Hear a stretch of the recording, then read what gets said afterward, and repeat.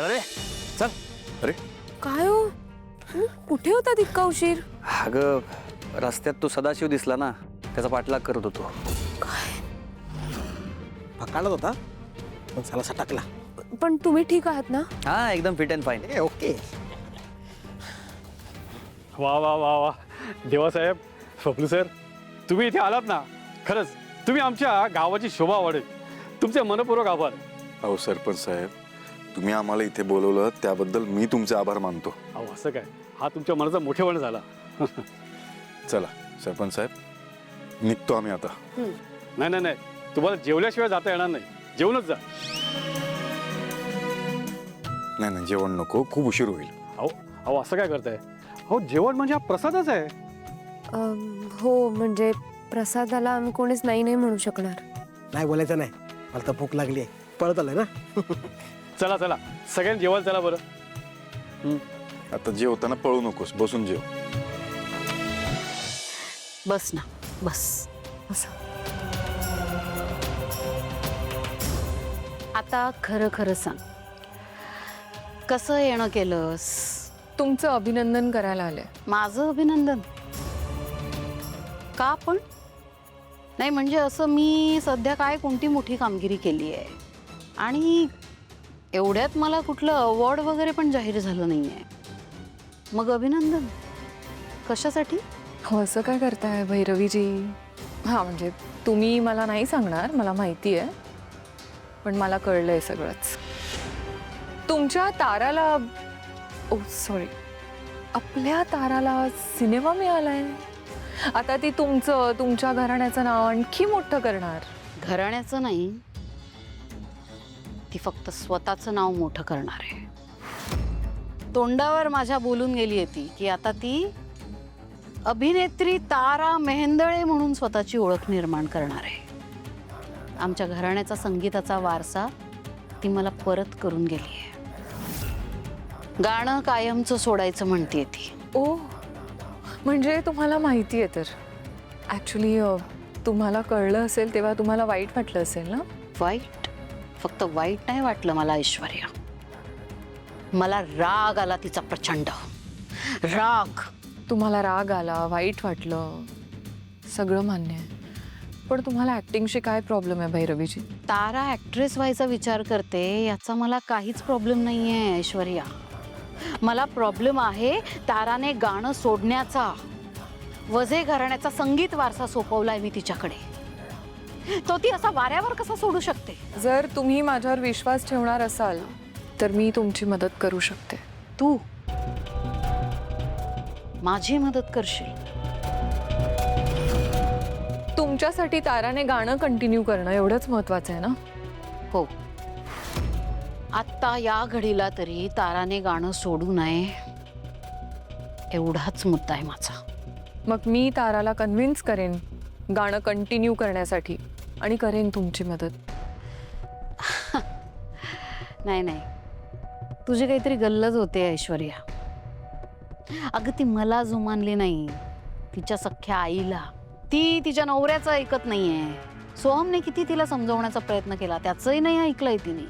आणि ती तुझं ऐकेल का? तुला असं वाटतंय की ते तुझं ऐकेल?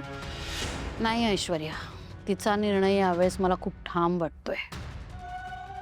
ती नाही ऐकणार तुझं.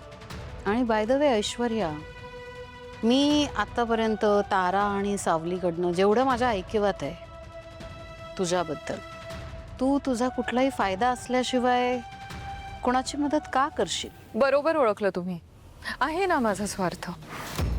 म्हणजे ताराला ऑफर झाली आहे मूवी, पण उद्या जर का ती हिरोईन झाली तर तिचं ह्या घरात वर्चस्व वाढेल, वजन वाढेल.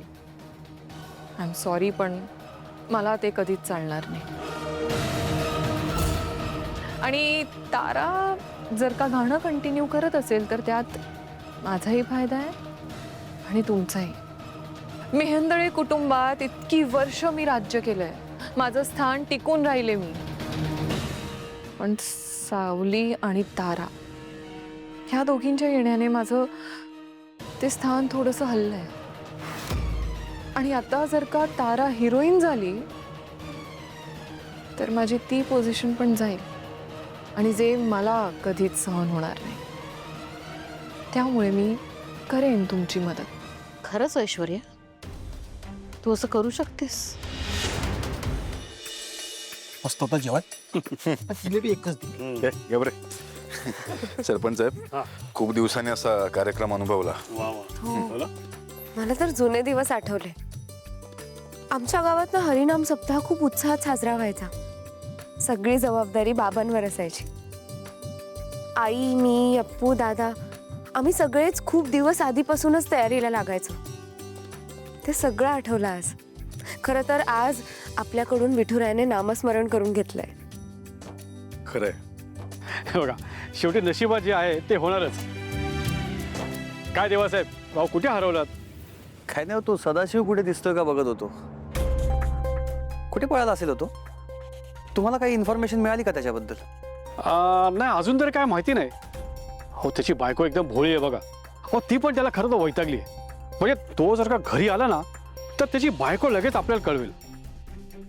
त्याचे नातेवाईक काही इथे गावामध्ये आहेत. त्याचा एक मोठा भाऊ सुद्धा इकडे, त्याला बोलवतो मी. ए सागऱ्या, अरे त्या सदाशिवचा भाऊ आहे, त्याला घेऊन ये जरा. आता चालू बघा. हा, घेऊन ये. तो आमच्या गावात राहतो इथे, सांगेल तुम्हाला दादा. हा त्याचा भाऊ आहे. बघा, आपल्याला रिपीट टेलिकास्ट आवडत नाही, त्यामुळे एकदाच विचारतो, सदाशिव कुठे सापडेल? सदाशिव साहेब तसा आमचा लांबचा नातेवाईक आहे. 6 महिन्यापासून आमच्याकडेच राहत होता. पण काय उद्योग करतो ते आम्हाला काय बी माहित नाही. म्हणजे तुम्ही त्याला कधीच विचारलं नाही काय करतोस, कुठे जातोस, पैसे कुठून आणतोस वगैरे? हा, नाही साहेब. आता काय नातेवाईक म्हटल्यावर काय संबंधच येत नाही ना विचारायचा. आता एक काम करा, त्याच्याबद्दल काय माहिती कळली, त्याचा फोन वगैरे आला तर लगेच मला कळवायचं काय.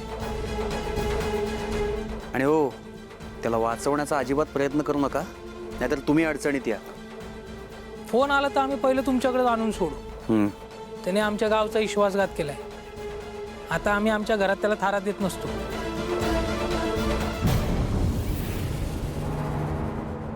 पण कसं?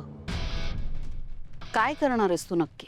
जर आमच्या घरातली सगळी माणसं ताराच्या विरोधात उभी राहिले तर मी मॉमशी बोलून तारावर अख्ख्या घराचं प्रेशर आणू शकते आणि तिला कन्व्हिन्स करू शकते की गाणं कंटिन्यू कर.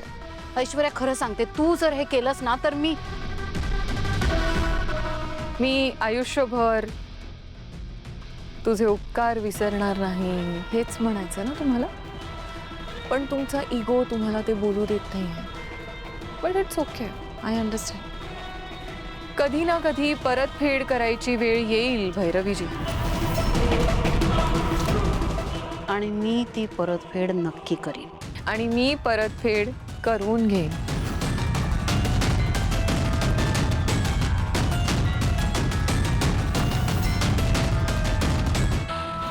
डील. डील.